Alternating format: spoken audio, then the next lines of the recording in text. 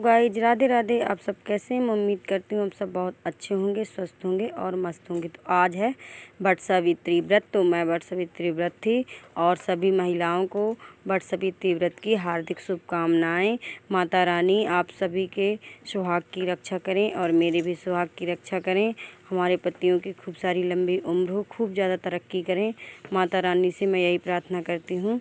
तो हम लोग गए थे वट सावित्री की व्रत की पूजा करने। मेरे घर में ही परिवार में एक वट वृक्ष का पेड़ है, तो वहीं गए थे पूजा करने। तो मैं और मेरी जेठानी, जाते तो सब लोग हैं पर हम लोग पहुंच गए थे, तो अपना हम पूजा कर रहे थे। और हमारे साथ उन जिनके घर में वट वृक्ष का पेड़ है वो भी मेरी जेठानी लगती हैं, तो वो भी कर रही थी हमारे साथ।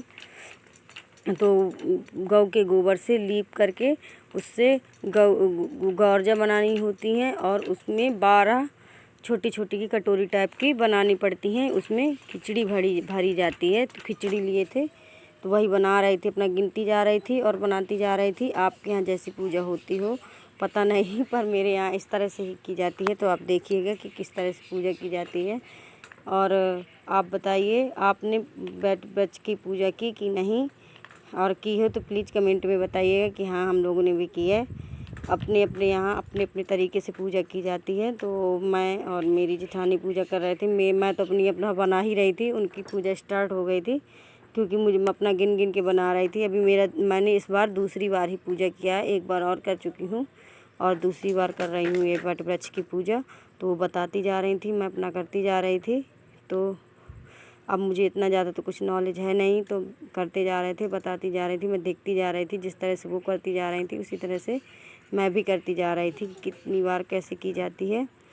और अभी गौरजा को स्नान करा रही थी दूध से, दही से और शहद से और पानी से। कह रही थी कि सब कुछ ढारती जाओ, तो जैसा बताती जा रही थी मैं करती जा रही थी, दूध दही शहद इन सब चीज़ों से। और फिर इसके बाद चंदन तिलक 12 कहते हैं, 12 हल्दी से लगाओ तिलक उसमें वट वृक्ष में, और 12 कुमकुम से यानी कि सिंदूर से। तो वैसे लगा रही थी। जनेऊ पहना रही थी गौरजा को, जो गौ के गोबर से बनाई हुई थी, तो उसमें मैंने जनेऊ पहनाई। और जनेऊ पहनाने के बाद जो जो बताती जा रही थी तो वही करती जा रही थी कि जैसे सिंदूर लगा लो। उसमें गौरजा में सिंदूर काफ़ी लगाना होता है क्योंकि वही गौ के गोबर की जो गौरजा बनी उसी से सिंदूर लेके हम अपने मांग में लगाएंगे। तो वो वहीं चढ़ाती जा रही थी। फूल है और खिचड़ी भारी कटोरियों में, जो मैंने बताया था पहले कि 12 कटोरी में खिचड़ी भरी जाती है। तो मैंने 12 कटोरी जो बनाई थी तो उसमें मैंने खिचड़ी भरी और बुआ से पूछ के करती जा रही थी। मतलब मेरी जेठानी बुआ ही है, बुआ और मैं देवरानी जेठानी है, तो मैं बुआ ही बोलती हूँ उन्हें। तो बताती जा रही थी, वैसे ही मैं अपना करती जा रही थी। जो श्रृंगार का सामान ले गए थे, जैसे चूड़ी हो गई, बिंदी हो गई, ये सब चीज़ें, तो वो भी चढ़ाने के लिए बोली थी, तो वो भी चढ़ा दिया। और पंखा ले गए थे 2 जो, तो वो भी पंखा भी चढ़ा दिए थे। तो वो दिख नहीं रहा है क्योंकि मैं वहाँ उधर बैठी थी, तो मेरा इतना कुछ नहीं दिख रहा था, वहाँ जगह नहीं थी, तो इसलिए वीडियो यहीं से उसने बना लिया। तो बिंदी है और ये सब चीज़ें, श्रृंगार का सामान जो जो था वो चढ़ाया और पूजा करते जा रहे थे। जो जो बताती जा रही थी मैं अपना यहाँ वहाँ बातें भी करती जा रही थी। तो बताइए आपके यहाँ किस तरह से पूजा की जाती है। और आप पता नहीं, मुझे तो हमारे यहाँ इस तरह से की जाती है, तो मैं वैसे ही कर रही थी। दक्षिणा में रखे थे रुपए और फल तो फल है और ये सब चीज़ें, मीठे गुलगुले वो बनाए थे। क्या बोलते हैं हमारे यहाँ सुरहा बोलते हैं, तो सुरहा बनाए थे जो कि 12 लकड़ी में 12 गिन के ही खोसे जाते हैं। और पुआ थे 12, तो वो भी खाने होते हैं। तो हमारे यहाँ तो व्रत नहीं रहते, पूजा के बाद खाना खा लिया जाता है। आप बताइए आपके यहाँ खाना खाया जाता है पूजा के बाद कि नहीं। और हम लोग अपना आरती वारती दिया जला के करते जा रहे थे। तो आप बताइएगा कि कैसा लगा मेरा ब्लॉग, और प्लीज़ अच्छा लगे तो सब्सक्राइब भी करिएगा। आप सबके सपोर्ट की बहुत ज़्यादा ज़रूरत है, तो सपोर्ट भी करिए मुझे। और फिर मैंने आरती करी। ये देखिए, आपको दिख रहे होंगे कि 12 एक बरगद के लिए है और एक अपने लिए ले गए थे, तो एक चढ़ा रहेगा और एक हम अपना ले लेंगे खाने के लिए। तो बस पूजा में बस इतना ही सब था। और अब रिकॉर्डिंग मैंने रिकॉर्ड नहीं किया था कि रिकॉर्ड से क्या, आप घर में ही वॉइस रिकॉर्ड कर लेंगे, वहाँ सब तरह की बातें होती रहती हैं तो आपकी समझ में आता ना आता, तो इसलिए मैंने अपना जहाँ से रिकॉर्डिंग किया तो घर में ही आके कर लिया था।